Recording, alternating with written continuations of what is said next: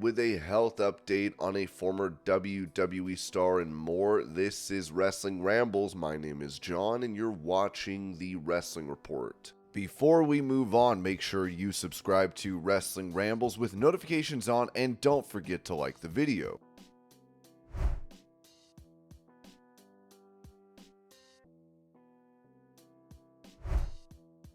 Talking about the WWE title bout between Steve Austin and The Rock from WrestleMania 15, Jim Ross noted on his Grilling JR podcast, "All right with the world" on that illustration. There's another reason you don't quit, another reason you don't give up in the fight, it's another reason you don't unsaddle your horse and put it in the barn and call it a career. That's how I look at it. I use every simplistic metaphor I can, but that's kind of where I'm at right now with that. So yeah, that was a surprise. I didn't ask too many questions. You're not bringing me down there to be an usher because I got a nice suit, so I was happy for the heads up and happy to do any assignment that I was assigned, especially that main event. You know, I signed both of those guys. They're both friends of mine. They're both valued talents. It was good for me to call their match for me and for them because they knew that I was going to have an emotional attachment to their presentation. And I wonder today if today's announcers still make that emotional attachment to the majority of their matches. I don't know how you could, to be honest with you, but Austin and Rock were a different situation. So that was a very, I'm sure the next call, when I hung the phone up and I called Jan and said, hey, look, we're going to Philly. It was a week later. She's got to get close to where.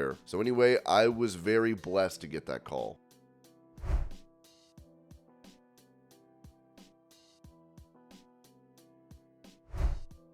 During an interview following his match against Adam Copeland on AEW Collision, Matt Cardona said this regarding it and a future match between them. Yeah, this isn't just something I would answer Q&As with on Twitter like, who's your dream match? This is literally my dream match. I'm not even talking about our history, the edgeheads, all that. He taught me everything that I know in this business. He saved my career. I'm not even talking about that. I'm saying pre-me even being a pro wrestler, looking up to Adam, looking up to Jay, those were the guys. When they made it to the top of this business, I thought maybe someone like me can, and to have this match, honestly, I thought it wasn't going to happen. Adam had to retire, he comes back. We're not in the same company, but always ready, right? It's not just a nickname or hashtag or catchphrase. It's the way I live my life, my career, and everything that he's taught me. Over the years, even things that he doesn't know he taught me just by me watching. Before I knew him, even now, he's the rated R superstar. But because of what he taught me, I'm the self-made superstar, and I didn't win tonight. But Adam, if you're watching this, maybe we go to Long Island, New York, my hometown, put that title on the line, cause I'm always ready.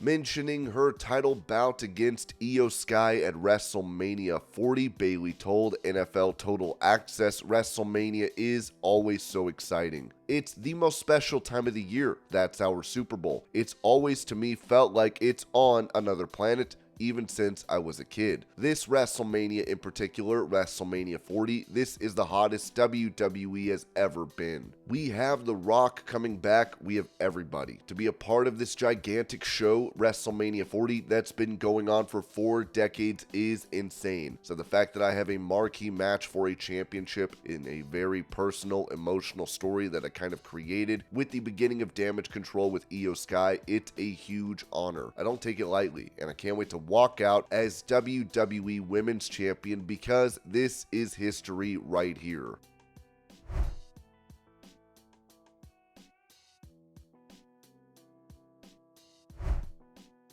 Asked about the significance of being in a WrestleMania title match, Becky Lynch said this to Steve Fall of Wrestling News Co. No, not at this. The thing is that it's that point where you become a star in your own right. That you don't necessarily have to be in a title match for it to matter. You're in a highlighted match, whatever that is. So, you look at the likes of Seth Rollins or Randy Orton, sometimes they'll have a title match, sometimes they won't have a title match, but they're always strong strong features, and that's as important sometimes as a title match, especially when you're talking about women and representation and being seen as stars in our own right. I think often, far too often, it's just relegated to, well, what are the women's title matches? And there's no storyline driven matches, which is the exception. When we think of how much we've moved forward, oftentimes we don't rely on our female stars as much as we would in terms of our male stars. When it comes to just storylines, it's the title matches, but not necessarily just the personal things and the personal gripes. So being able to be in a match that's not a title match, I find that to be progress. I think that's a good thing.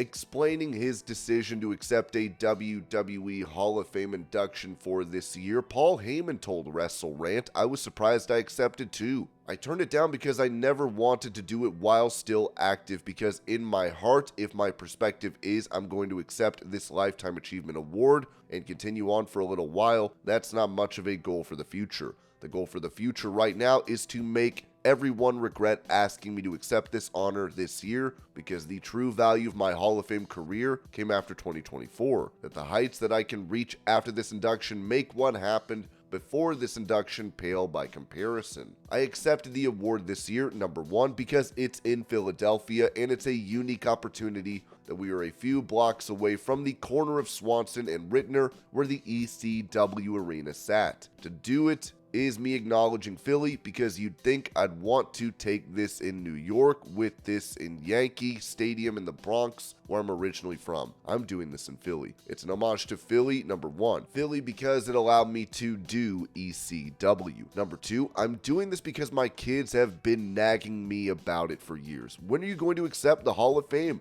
When are you going to accept the Hall of Fame? I think, number one, they really do want to see their father be honored, and number two, I don't think either one of them want to give a speech after my death. They don't want to take it posthumously, and they're like, let the old man just take the freaking award already. Number three, and perhaps this is the most profound reason, this is the first year that Triple H, Paul Levesque, has chosen the entire class of the whole thing, and one of my life's great honors has been witnessing the work that Paul Levesque is done as the chief creative officer in WWE. The shoes that he has to fill, the accomplishments that he has to live up to, the disruption of the entire industry that he has to follow is a task that no man or woman would ever look at with a reasonable perspective, and he has not only lived up to it, but we are in the midst of the hottest run in the history, not just of WWE, but in all of sports entertainment. We are smashing records every quarter and every year, and now every night. Merchandise records, television license fees,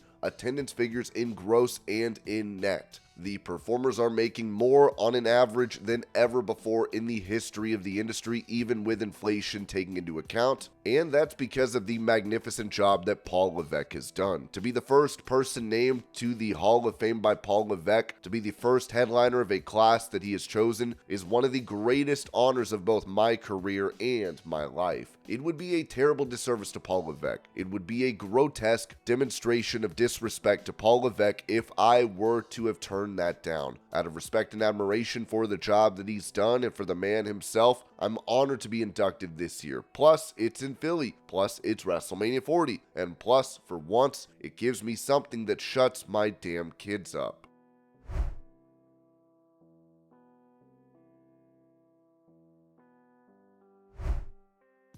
Mentioning why Tony Schiavone was absent from the commentary desk at AEW Collision, Dave Meltzer noted on Wrestling Observer Radio, so Ian Riccaboni was there, it's not a permanent move for him to be there. What happened was Tony Schiavone's dog died, and best wishes to Tony Schiavone. Really hard day for him, but he came, he was there, they didn't know, but he was there. Tony could have certainly taken the day off, and there would have been no heat. Because of that, they brought Ian up there. If Tony didn't want to work, then Ian would be there and lead the show.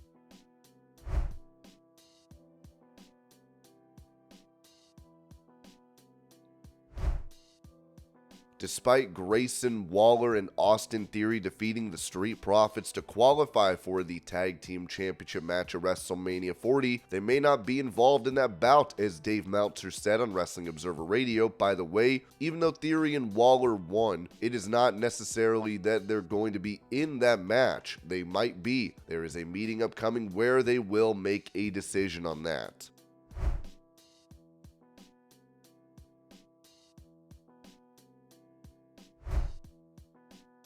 Revealing how he nearly lost his life, former WWE star Midian wrote on Instagram, "Hi, my name is Dennis Knight, and this week I almost died. Spent 8 days in the hospital and 48 hours in ICU. With everything I've done in my life, I would have thought car accident, OD, or some other result of my lifestyle. But no, my body tried to kill me. I don't like to talk about my personal life, but thanks. I don't need anything. I have the greatest family who takes care of me. Started with stomach pain that was supposed to bowel obstruction, then went into surgery and found shredded appendix, a hernia, and golf-sized blade stones that tore my entire stomach up, which is weird because I had gallbladder removal years ago. My blood sugar should be 90 to 120. Mine was over 700. The reason for this is to tell your family and God you love them, because it might be the last. I love you all and want you to be happy, so take care of yourself. And after the worst week of my life, I am grateful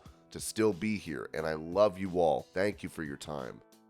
And this was your Pro Wrestling News Update. I hope you're all having a great day. Thank you so much for watching, and I will see y'all later.